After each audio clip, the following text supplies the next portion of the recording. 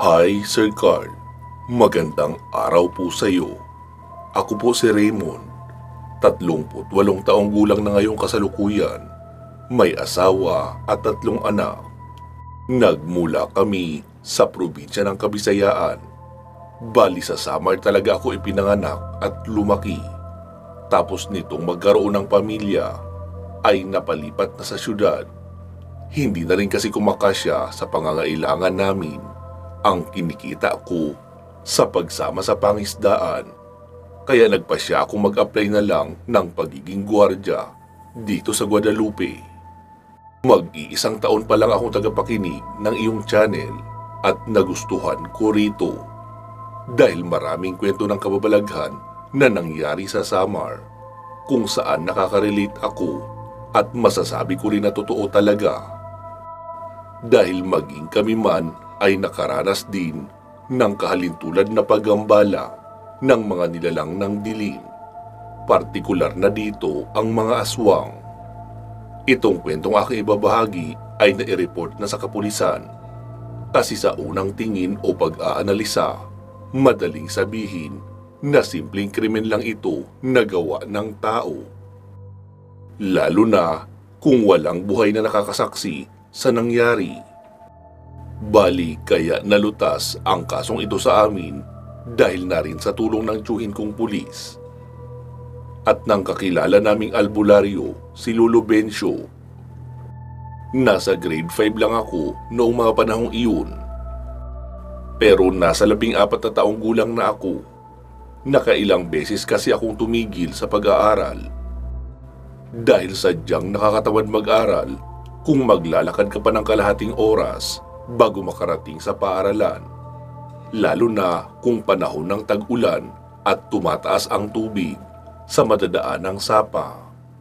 Kaya naman, kapag nakapag-absent na ako ng 1 linggo, ay magtutuloy-tuloy na iyon. Hindi na talaga ako papasok. Maiisipan ko na lang na bumalik sa pag-aaral kapag may kakilala akong mag-iingganyo na naman sa akin. Gaya ng nasabi ko na kanina, nasa bukid kami nakatira. Wala kaming malapit na kapitbahay. Pero maliban sa amin, ay may iba pa namang mga nakatira sa bukid rin. Pero ganun din, mag-isang bahay lang din sa kanilang lupain kagaya namin. Isang umaga noon, medyo tinanghali ako ng gising. Paano kasi noong nakaraang gabi, ay gumala ako sa sentro, tapos nanood ng Betamax. Iyon pa kasi ang uso sa amin noon. Pagkatapos kong manood, ay naisipan namin ng kaibigan kong si Arnel na maglakad-lakad sa tabing dagat upang mag-abang kung may dadaong ba na magdidilis. Kadalasan kasi, mga 10:00 lang ng gabi ay may mga nag-uuwian na at pwede akong makabili roon ng isang mobil na dilis. Hindi ko alam kung anong tawag noon dito sa Tagalog. Basta kung alam nyo, iyong lalagyanan ng asyete ng makina. Tinatanggal lang ang takip na lata noon, tapos ginagawa na naming tabo. Iyon na rin ang madalas gamiting sukatan kapag nagtitinda ng isda ang mga mangingisda. Lalo na kung maliliit na isda kagaya ng dilis. Iyon ang tinatawag sa amin na mobil. Kaya ayun, mag-alas 12 na rin ako nakatulog dahil pagka-uwi ko ay pinaksiw pa ni Mama ang dala kong dilis. Gumawa rin kami ng kinilaw. Nilagyan ng maraming kalamansi at sili. Pareho rin kaming kumain ni Mama kahit maghahating gabi na. Pagkagising ko nga kinabukasan ay ako na lang mag-isa sa bahay. Umaalis kasi ng maaga sila Mama at Papa kasama ang 2 kong kapatid para maglinis ng aming taniman. Mangunguha rin si Mama ng kamuting kahoy na ipoproseso niya para gawing puto na ibibenta sa kinabukasan. Pasado alas 11 na ako noong nagising. Nakatulala pa nga ako sa lamesa habang hawak ang tasang may kape. Nang makita kong dumating sila Mama, napansin kong masama ang timpla ng mukha ni Papa. Parang natataranta at natatakot. Tapos bigla iyong umalis. Sabi ko kay Mama, Ma, anong nangyari? Bakit mainit ang ulo ni Papa? Sabi niya naman, hindi mainit ang ulo ni Papa mo. Natatakot yun. Dahil sila Mariano, natagpo ang patay sa kanilang bahay. Ulo na lang ang mga natira. Mukhang tinadtad ang katawan eh. Ala, sino daw ang may gawa? Hindi pa raw alam anak eh. Kaya bumaba ng bayan si Papa mo para bumili ng pako. Tulungan mo siya mamaya na magbiyak ng mga kawayan. Palitan niyo ng bagong kawayan ang dingding natin sa kusina. Tapos, doblihan ng bagong kawayan ang pintuan para mas maging matibay. Mukhang mga kabayan sa bukid ang pinupuntirya ng mamamatay taong iyon. Nakaramdam ako ng takot sa ibinalita ni Mama sa akin. Pero medyo nagtataka lang ako kung bakit kriminal lang ang tingin nila roon. Sino bang kriminal ang papatay at puputol-putulin pa ang katawan? Matapos nga namin magtanghalian noon, ay nagtulong-tulong na kami ni na Mama at Papa na maglinis noong mga biniyak na kawayan upang ipalit sa mga lumang dingding.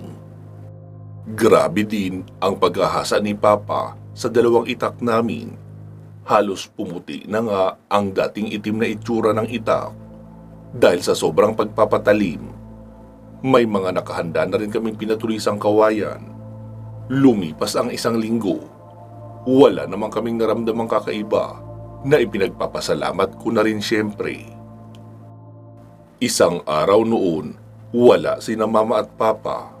Sumama si Papa sa pangisdaan. Si Mama naman ay naglako ng panindang puto na gawa sa kamuting kahoy.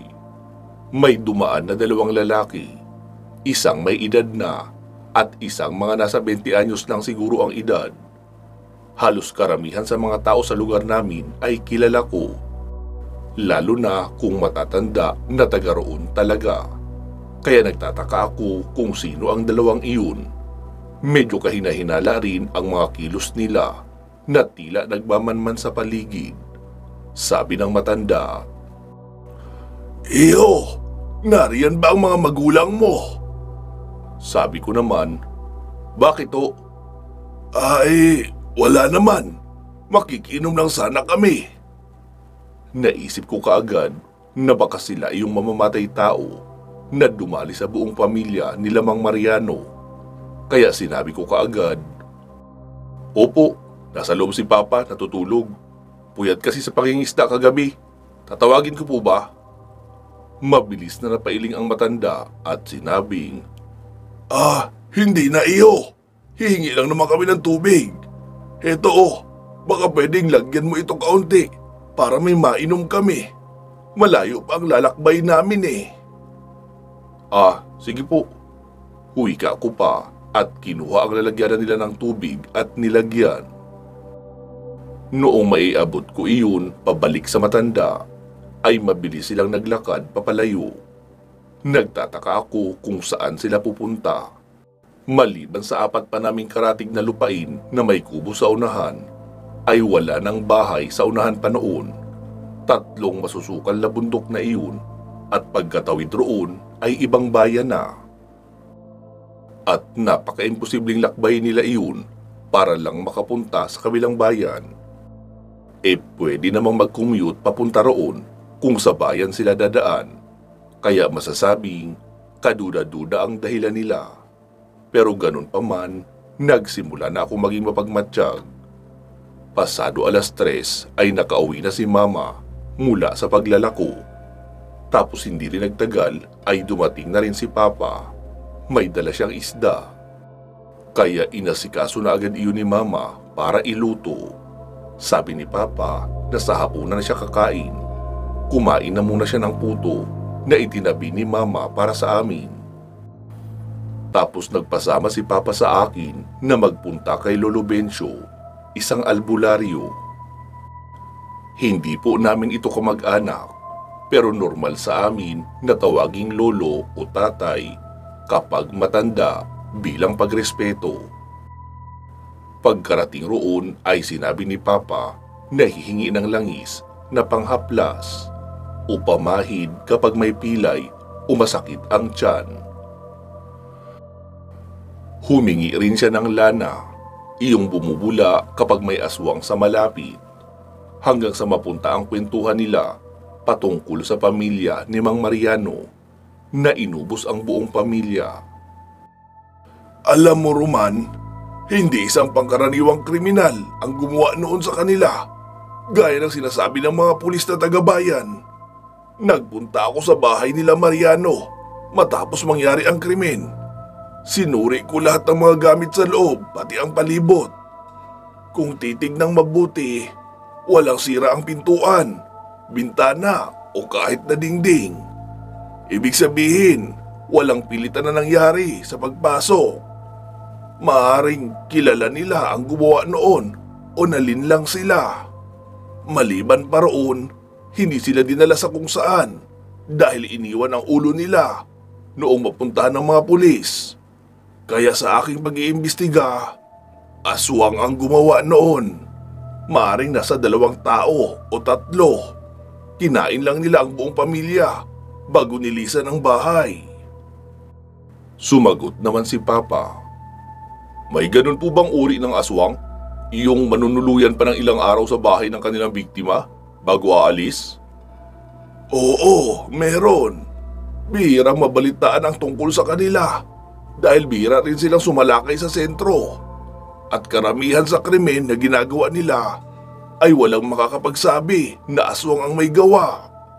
Madalas lang nasabihin ng mga nag-iimbestigang pulis na gawa ng mga bandido, rebelde o pangkaraniwang kriminal na lulong lang sa bawal na pulbos. Sila ang mga aswang na tinatawag na busaw. Kilala rin sila sa tawag na mga mangangatok. Dahil sa nakatira rin kayo sa bukid, kaya mag-iingat kayo. Hindi malayong kabilang kayo sa listahan ng mga target nila. Mapanlin lang ang mga mangangatok. Oobserbahan nila ng matagal ang buong pamilya. Kung ilan ang miyembro, sino ang madalas na umaalis, at kung anong oras ang normal na uwi. Kapag napag-aralan na iyon mabuti, ay saka sila sasalisi. Gagayahin nila ang mukha at boses ng taong kanilang gagamitin na panlinlang.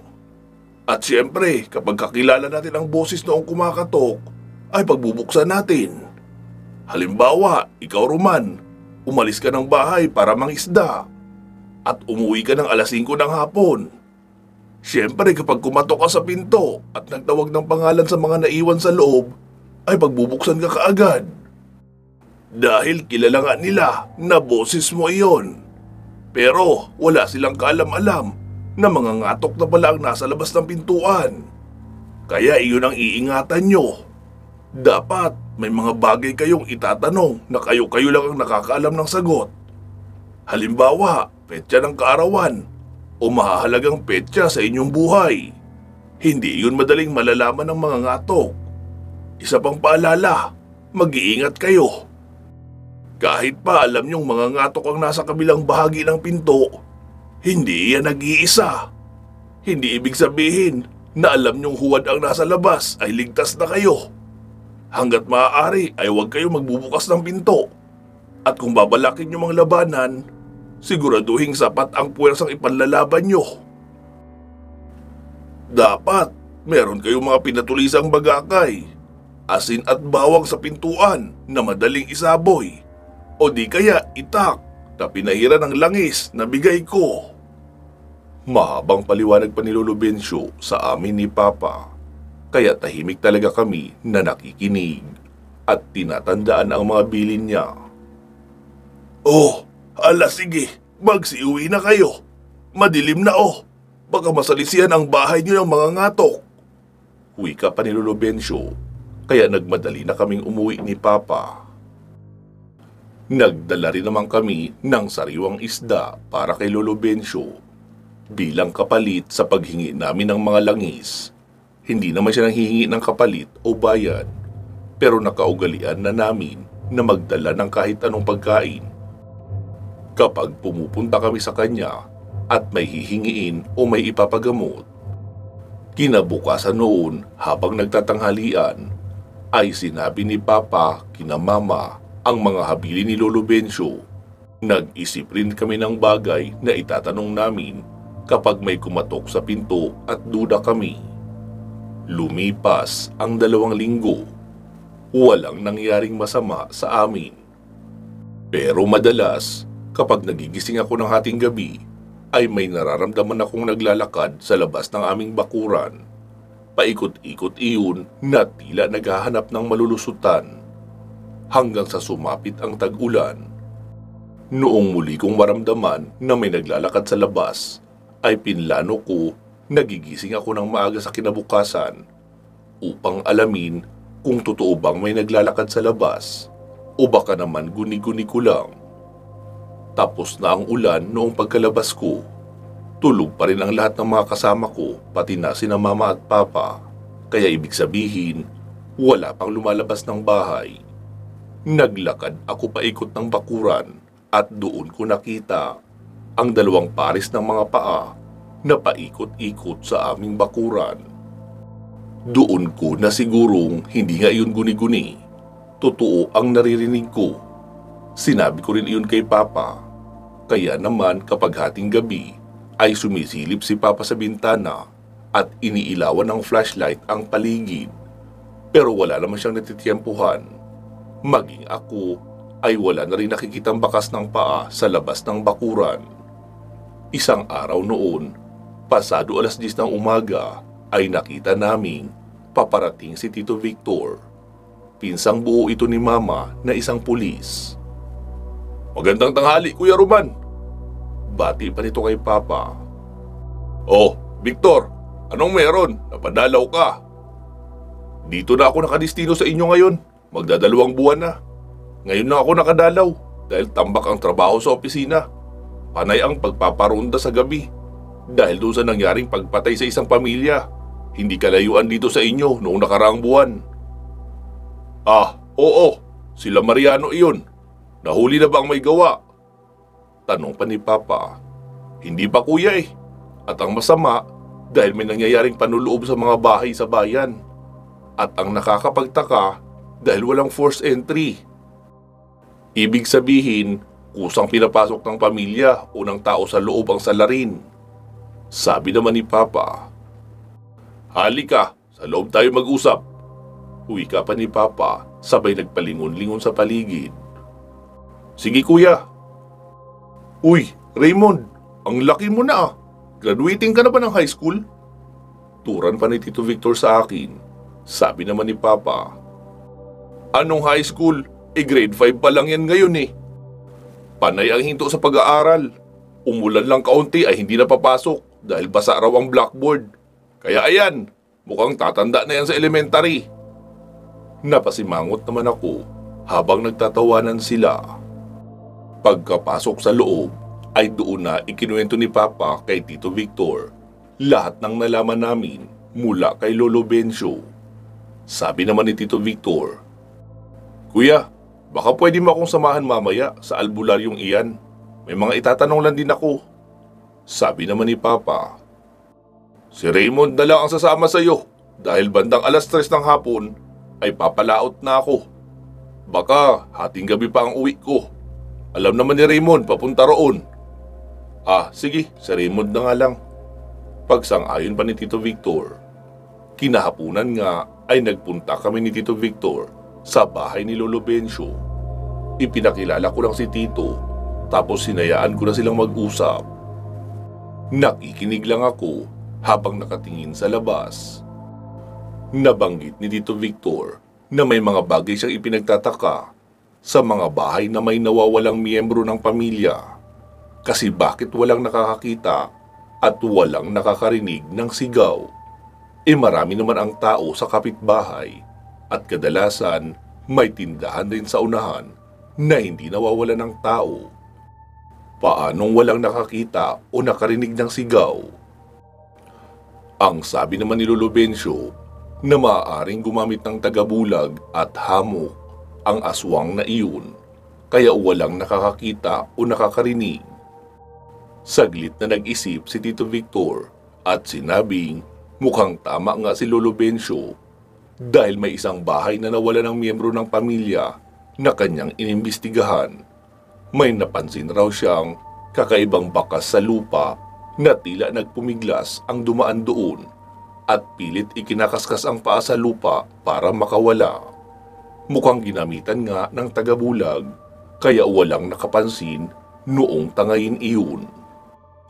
Matapos nilang mag-usap ay nagpaalam na kami na aalis na. Habang naglalakad kami papauwi ay nabanggit ko kay Tito Victor na ilang gabi nang may umaaligid sa bakuran namin. Kaya may hinala ako na minamatyaga na kami ng mga aswang na iyon.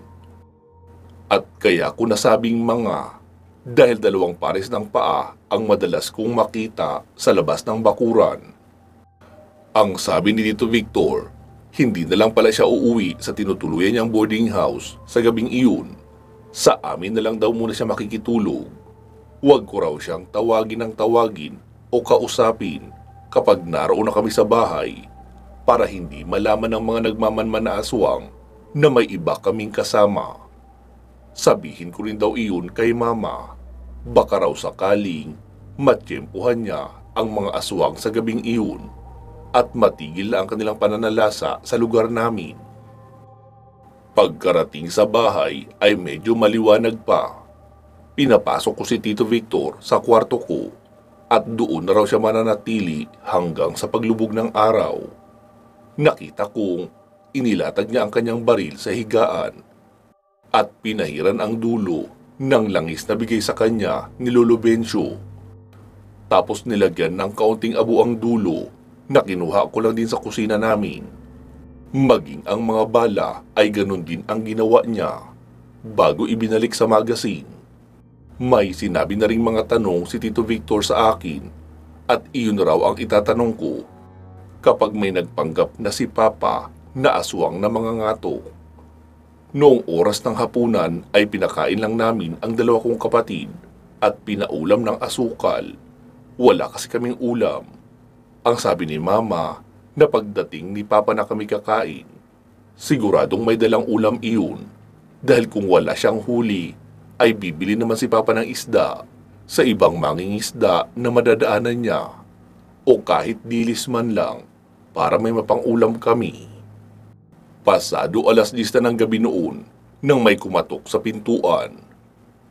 "Raymond, buksan mo nga itong pinto at marami akong dala." Nagulat ako dahil bakit iyon sasabihin ni Papa?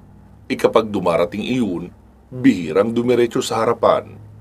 Ilalapag muna noon ang mga gamit sa pangisda sa likuran ng bahay bago babalik sa harapan. Nakita kong nakasilip si Tito sa may pinto ng kwarto ko at hawak na ang baril. Sumenya siya na tanungin ko na raw, "Pa, ikaw yan?" "Oo, sino pa ba? Bilisan mo, buksan mo na ito dahil nagugutom na ako." Tapos muling sumenya si Tito na magtanong para ako, "Pa, nagpunta kanina rito si Tito Victor. May ibibigay raw siya sa'yo." "Oo, nakuha ko na. Nagkita kami sa tabing dagat. Inabangan niya ako roon." Doon na ako nakasigurong hindi nga iyon si Papa. Dahil mula nang umalis si Papa, ay hindi naman umalis sa tabi ko si Tito Victor. Sinenyasan ako ni Tito Victor na papasukin ko ang nagpapanggap na si Papa. Kahit sobra-sobra na ang kaba sa aking dibdib, ay pilit ko pa rin kinakalma ang aking sarili. Tiwala naman ako na walang mangyayaring masama. Dahil kasama naman namin si Tito Victor. Pagkabukas ko ng pinto ay nagulat ako dahil kamukhang-kamukha talaga ni Papa ang lalaking naroon. Pero napansin kong wala itong dala at nakapaalang. Sabi ko naman, "Nasaan ang mga gamit mo pa? Bakit wala kang dala? Wala ka pong huli na pang-ulam natin?" "Wala! Sige, matulog ka na at matutulog na rin ako." Wika pa noon na dumiretso muna sa kusina. Ako naman ay sinenyasan ni Tito na magtrangka ng pintuan. Tapos pumasok ako sa kwarto nila Mama. Pagkalabas noong nagpapanggap na si Papa mula sa kusina, ay agad iyong tinutukan ni Tito ng baril. "Ikaw pala yun ha? Napakagaling mong manlinlang no? Pwes, bistado ka na." Sumagot naman iyong lalaki na nasa anyo ni Papa. "Sino kang hayop ka? Paano ka nakapasok sa pamamahay ko? Galit na sigaw pa noon, pero agad binaril ni Tito ang magkabilang hita noon, kaya napalugmok iyon sa lupa habang pumapalahaw ng sigaw. Nag-iba na rin ang boses, hindi na boses ni Papa, boses matanda na iyon. Ako pala ang hayop ha? Kung ikaw nga si Kuya Roman, ay hindi mo itatanong kung sino ako. Wika pa ni Tito, sabay buhos ng pinaghalong asin at abo at kaunting langis na inilagay niya sa tabo. Pagkabuhos niya noon sa ulo ng lalaki, ay nagpalit na iyon ng anyo. Naging matanda na. Natatandaan kong siya yung matanda na humingi ng tubig sa akin. Umangil iyon at naging mabangis ang itsura. Sumigaw naman si Tito Victor ng, "Raymond, takpan niyo ang tenga niyo!" Tapos sabay putok ng 3 beses sa dibdib noong nilalang. Tumumba na iyon ang tuluyan sa lupa pero buhay pa. Kinuha ni Tito ang pinatulisang buho ng kawayan at isinaksak sa dibdib noon. Kumuha pa siya ng isang buho at isinaksak rin. Narinig naming may umaangil na sa labas, kasunod ng pagbangga sa aming pintuan. Tapos narinig naming sumisigaw si Papa ko, "Hoy! Hayop ka! Ano ginagawa mo sa pamamahay ko?" Alam namin na si Papa na iyon. Binuksan ni Tito ang pintuan. Sumunod rin ako para bantayan ang pinto. Isinara ko iyon kaunti habang may hawak din ako na pinatulisang kawayan. Nakita kong nagpapambuno si Papa at iyong mabalahibong nilalang. Hindi iyon mabaril ni Tito dahil nagpapagulong-gulong sila ni Papa. Kinuha ni Tito ang pinatulisang kawayan na nakasandal sa may gilid ng pintuan. Nilapitan niya sina Papa at iyong lalaking mabalahibo ang katawan. Pinagtulungan nila ni Papa iyon gamit lang ang mano-manong suntukan. Pero mukhang wala silang laban. Naibalibag noon sa malayo si Papa ko, tapos si Tito naman ang hinarap. Sa kabutihang palad, dahil nagkaroon ng pagkakataon si Tito na madampot iyong dala niyang pinatulisang kawayan, na itusok niya iyon sa tiyan. Napatras ang nilalang, sabay tumakbo papunta sa kasukalan. Pinaputukan pa yun ni Tito Victor ng makailang beses, pero hindi ako sigurado kung tinamaan ba. Noong wala na ang nilalang, ay nilapitan ko si Papa para tulungan na makatayo. Dinampot ko rin ang mga dala niya. Marami rin pala siyang huling isda, dahil lampas kalahati ng timba ang uwi niya. Kaso, dinampot ko pa iyon sa lupa. Tumapon kasi noong daluhugin siya bigla noong aswang. Inalalayan ni Tito Victor si Papa papasok ng bahay, habang ako naman ang nagdala ng timba na may isda at iba pang kagamitan ni Papa. Noong makapagpahinga na kaunti si Papa, ay pinagtulungan na nilang hilahin sa kasukalan ang katawan noong matandang aswang na napatay ni Tito sa loob ng bahay namin.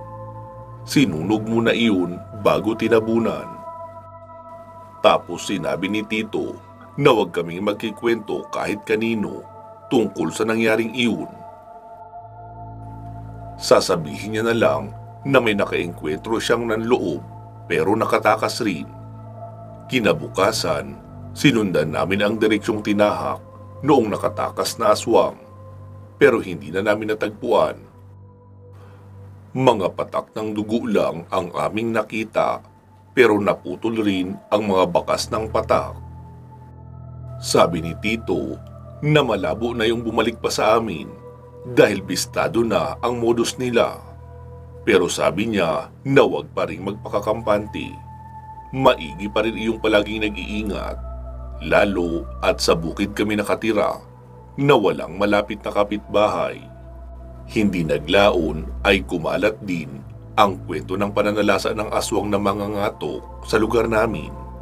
May ilan din kasi na lumapit kay Lolo Bencio para ikonsulta ang mga nangyayari sa bayan. Sinabi din ni Lolo Bencio sa kanila ang mga sinabi niya sa amin para makapag-ingat at hindi maging biktima ng mga ngatok. Isang araw noon, pumasyal sa bahay namin ang kumari ni Mama na si Tita Lina. Balininang iyon ng bunso kong kapatid. Naikwento niya na may kapitbahay rin pala sila na natangayan ng isang anak. Ganun nga rin ang nangyari. Ang huling naalala ng kapatid na may kumatok sa pintuan nila at nagpabukas.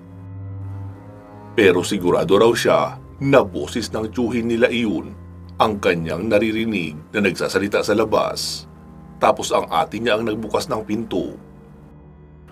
Magmula noon ay hindi na nila nakita pang muli ang ate niya na siyang nagbukas noong pinto nang may kumato.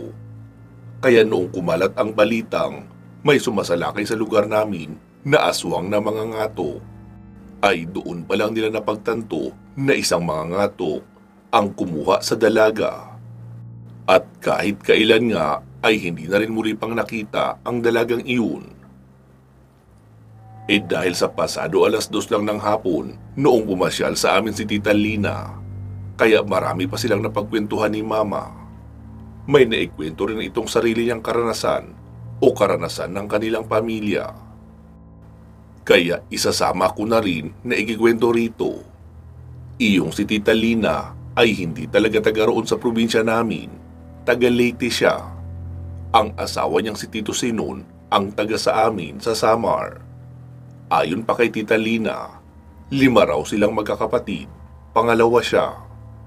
Ang ate niya raw ay madalas pakitaan ng isang gwapong lalaki doon sa ilog kung saan sila naglalaba. Kahit saan tignan ay imposible raw na masasabing taga roon sa kanila ang lalaking iyon dahil tisoy daw iyon. Guwapo, maputi at matangos ang ilong. Medyo may pagka-blonde rin daw ang kulay ng buhok. Ilang beses raw iyong itinuro ng kanyang ate Nora sa kanya sa tuwing makikita ang lalaki na nakatanaw sa malayo. Pero ayon pa kay Tita Lina, sa tuwing lilingunin niya ang direksyong itinuturo ng kanyang ate, ay wala naman daw siyang nakikita. Nakakaramdam lang siya ng kakaibang kilabot, kaya sinasabi niya sa kanyang ate na itigil na ang pananakot sa kanya, dahil kung hindi ay iiwanan niya itong mag-isa sa ilog. Sinabi ng kanyang ate na may ilang pagkakataon na raw na nakakausap niya ang sinasabing gwapong lalaki. Napakabait daw nito at maginoo. Inaanyayahan daw siyang pumasyal sa bahay nito, pero hindi niya palang magawang mapagbigyan dahil busy siya sa paglalaba sa tuwing mag-aaya ang lalaki. Isang araw daw noon na pagplanuhan nila magkakapatid na magtungo sa ilog upang maglaba. Sasama rin sa kanila ang 2 nakababatang kapatid para lang maligo at magtampisaw. Kung baga manggugulo lang sa kanilang paglalaba. Pero dahil sa sinabi ng kanilang magulang na isama para makaligo sa ilog, kaya wala na silang nagawa, kundi ang pasamahin ang 2 mas nakababata sa kanila. Nagbaon na rin sila ng kanin at ulam para sa tanghalian. Sigurado raw kasi na magugutom ang 2 bata pagsapit ng tanghali. Itansyado pa naman nila na palaging pasado 1:00 na sila nakakauwi galing sa paglalaba. Dahil sa may baon naman sila, kaya hindi sila nagmamadali na makatapos agad sa paglalaba. Bali na wala na sa isip nila ang mabilis na takbo ng oras at bigla na lang nataranta noong mapansin na malapit na palang lumubog ang araw. Kaya naman, nagmadali na silang matapos ang pagbabanlaw ng mga damit. Sa hindi malamang dahilan ay nakita nila ang kanilang ate Nora na nakatanaw sa malayo habang nakangiti. Sabi daw noon, "Lina, dito lang kayo. Lalapitan ko lang si Ninyo. Gusto niya raw ako makausap." "Ha? Sinong Ninyo, ate? Yung imaginary friend mo?" "Ano ka ba? Totoo siya. Ayun siya pinapalapit nga ako." Dahil sa papadilim na nga, kaya mas lalo pa siyang kinikilabutan. "Ate, huwag ka na pumunta dyan. Anong oras na Umuwi na tayo." Sigaw pa raw ni Tita Lina, pero parang nawala na sa sarili ang kanyang ate na naglakad papunta sa isang direksyon. Natakot na rin ang dalawa nilang kapatid, kaya pati ang dalawa ay sumisigaw na rin at tinatawag ang pangalan ng kanilang ate Nora.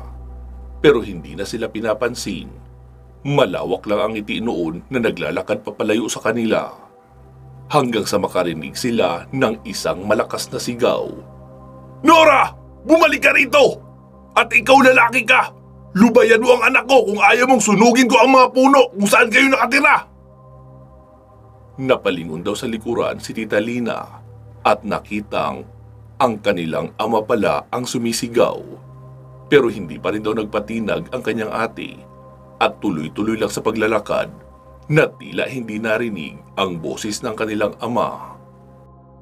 Kaya ang ginawa ng kanilang ama ay ibinuhos ang laman na nilabhang damit noong isang banyera.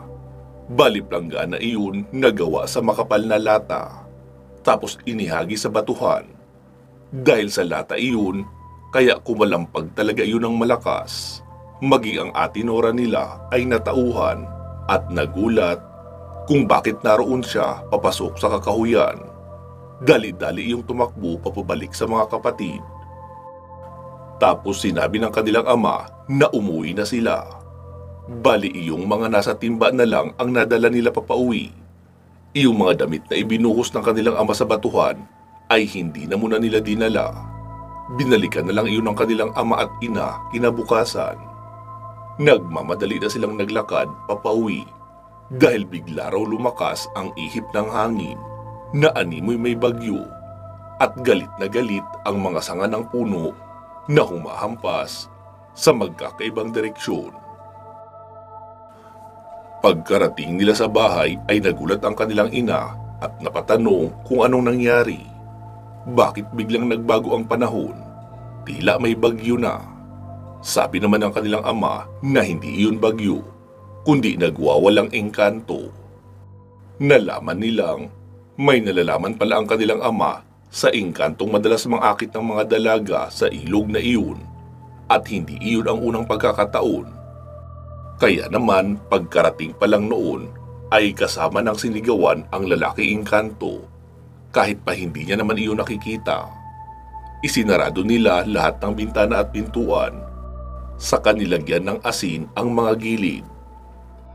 Kinausap ng kanilang ama ang kanilang ate Nora kung anong nangyari, bakit pumunta siya sa kasukalan. Ang sabi naman ni Nora na hindi niya raw matandaan na pumunta siya roon. Basta ang huling naaalala niya lang na habang nagbabanlaw siya ay nakita niya iyong tisoy na lalaki na kumakaway sa kanya. Tapos parang may kakaiba siyang naramdaman, kaya siya tumayo para lapitan. Pero hindi niya maalala na nagawa niyang lumapit roon. Ang kasunod niya na lang na namalayan ay iyong malakas na kalampag ng banyera. Sinabi ng kanilang ama na kinabukasan ay dadalhin ang kanilang ate Nora sa albularyo upang mapatignan at makahingi na rin ng solusyon. Kinabukasan nga noon ay nagpunta sila sa isang albularyo sa kanila. Nagsagawa ng pagtatawas ang albularyo at noong matapos ay nagtataka raw sila kung bakit parang matamlay ang mukha ng albularyo. Tinanong iyon ng kanilang ama. Ang sabi naman ng albularyo na may nagkakagusto nga raw na isang engkanto sa dalagang si Nora. At ang problema dahil hindi iyon pangkaraniwang engkanto lamang, kundi miyembro ng engkanto na lahing dalakit noon. Mataas na uri sila o mga maharlikang lahi. Hindi raw basta-bastang napapalis iyon ng isang pangkaraniwang albularyo lamang. Lalo na kung paslangin ang ganoon ay malayong malayo na sa antas ng kanyang kakayahan. Maging ang mga pangontra na ginagawa niya ay walang epekto sa ganoong uri ng mga engkanto. Nagtanong naman daw ang kanilang ama kung anong pwedeng maging solusyon. Ang sabi naman ng albularyo na maaaring subukan ang paraang nagawa na ng iba. Ipakasal si Nora sa isang tao at kapag ikinasal na iyon ay malaki ang tsansang Lubayan na siya ng engkantong nagkakagusto. Kaya naman, iyon ang naisip na paraan ng kanilang ama. Kung ang dalagang si Nora raw ang tatanungin, ay ayaw pa nitong mag-asawa. Lalo at may pangarap itong lumuwas ng Maynila at maghanap ng trabaho para mapaunlad ang buhay. Pero ang sabi ng albularyo, kahit saan pa magpunta si Nora, ay masusundan pa rin ito ng engkanto. Lalo at ang mga lahing dalakit nun ay may kakayahang makihalo sa mga tao na magmumukhang normal na tao lang din. Kaya sinabi ng kanilang ama na pumili na kaagad si Nora sa kanyang mga manliligaw kung sino sa kanila ang kanyang napupusuan. Bali 3 raw ang masugid na manliligaw ni Nora. Lahat iyon ay sabay-sabay na kinausap ng kanilang ama at sinabi ang problema ang kinakaharap ng dalaga, kaya kailangan itong maikasal kaagad. Tila umurong ang loob ng dalawa at sinabing hindi pa sila handa na mag-asawa. Tanging si Antonio ang naiwang matatag. At sinabing maging siya man ay hindi inaasahan na sa ganoong edad ay makakapag-asawa na siya. Bali 19 lang noon si Antonio at 17 taong gulang naman si Nora. Pero ang sabi ni Antonio na kung tatanggapin siya ng pamilya ni Nora, kahit wala pa siyang mga naipundar, ay papayag siya at magsisikap na lang din agad para mapaunlad ang buhay nila ni Nora kahit mga bata pa sila. Pagkalipas lang ng 1 linggo, ay umakyat na agad ng pamamanhikan ang pamilya ni Antonio. At noong sumunod na linggo ay ikinasal na nga sina Antonio at Nora. Ang sabi ni Nora na nakikita niya pa rin ang lalaking engkanto na nagkakagusto sa kanya. Pero hindi na iyon nakangiti o kumakaway. Nakatingin na lang na halatang galit. Ikinatuwa iyon ng buong pamilya nila Tita Lina dahil sa wakas ay mukhang matatapos na rin ang panggagambala ng engkanto kay Nora. Dahil sa wala pang ipon at hindi pa sigurado kung kaya nang mamuhay ng sila lang. Kaya nakiusap raw si Nora na doon na muna makikitira sa bahay din nila mismo. May sarili naman siyang kwarto na pinayagan din naman ng kanilang mga magulang. Pero syempre, noong araw ng kanilang pulot gata, ay doon nila iyon ginawa sa kubo sa bukid ng mga magulang ni Antonio para masolo talaga nila ang isa't isa. Makalipas ang 4 na buwan, ay hindi pa rin daw nagdadalang tao si Nora. Inisip na lang nila na baka dahil iyon sa bata pa nga. Hindi rin naman talaga lahat ng babae ay madaling magdalang tao. Isang araw noon, nagpunta sa kabilang baryo ang mga magulang nila Tita Lina at ni Nora upang dumalo sa isang kasal.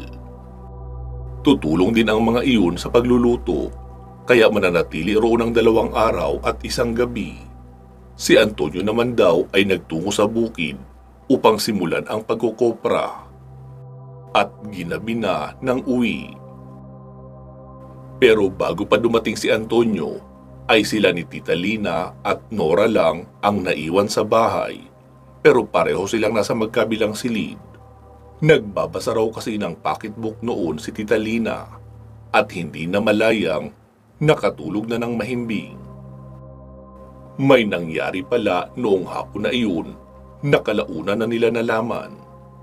Pasado 5:00 noong araw na iyon at nag-aagaw na ang liwanag at dilim sa labas, ay mahimbing pa rin ang tulog ni Nora. Dahil sa nakasara ang bintana, kaya mas mabilis na dumilim sa loob.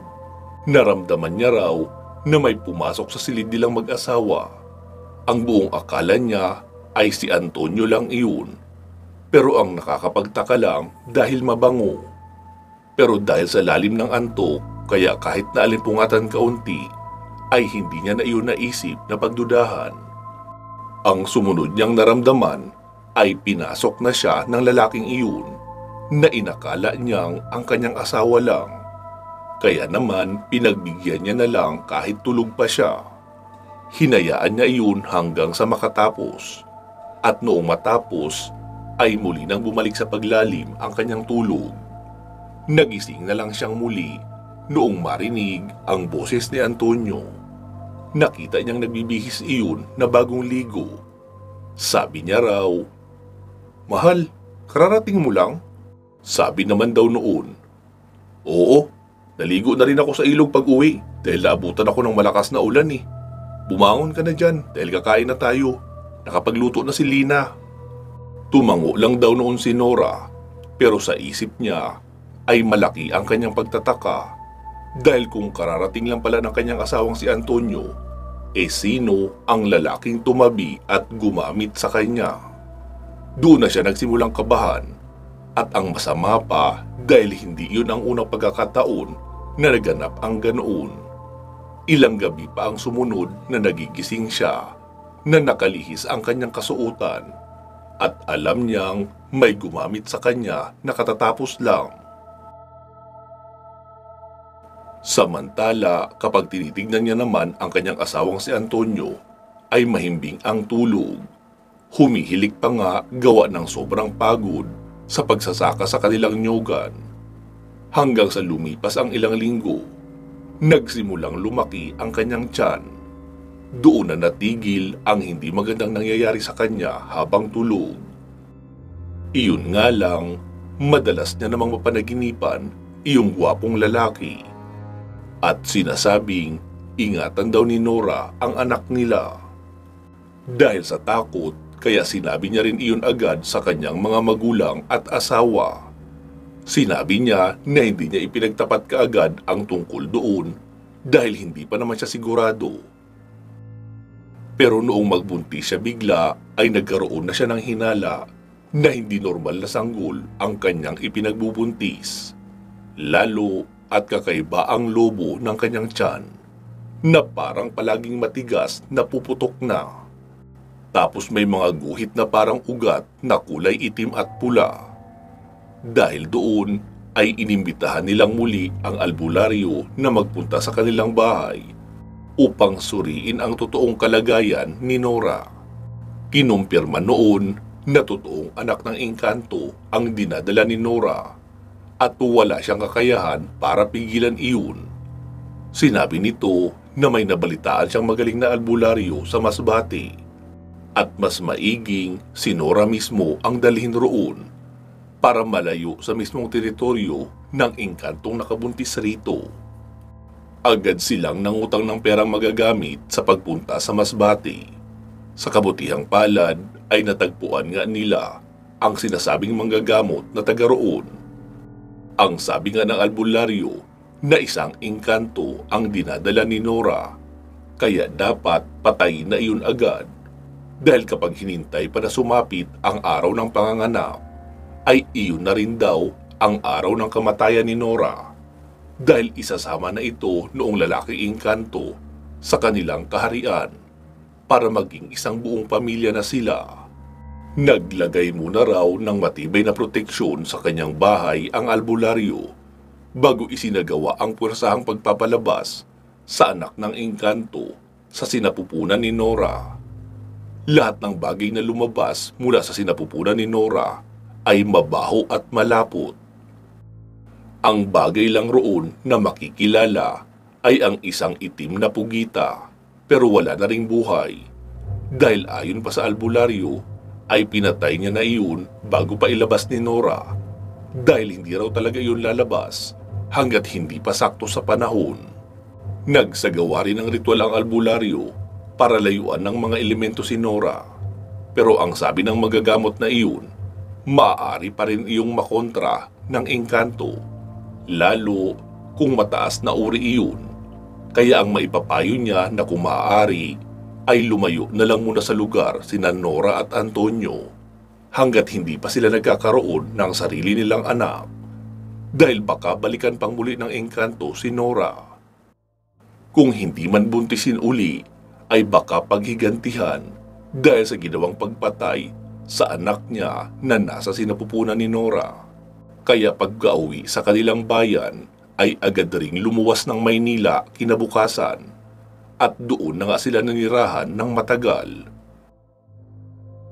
Muli na lang nagbakasyon noong 3 na ang kanilang anak ni Antonio. Iyon na po ang kabuuan ng kwento ni Tita Lina tungkol sa kanyang ate na si Nora.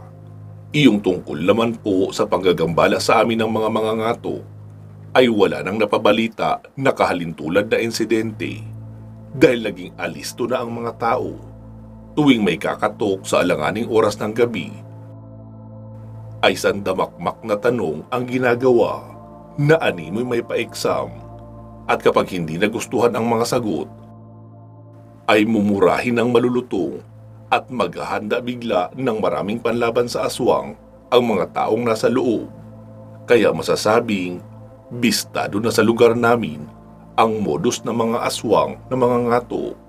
Kaya siguro nawala na lang din bigla at naghanap ng ibang lugar na hindi pa bistado ang kanilang estilo. Hanggang dito na lang Sir Carl ang kwentong ito. Naway inyong nagustuhan at kapulutan na rin ang aral.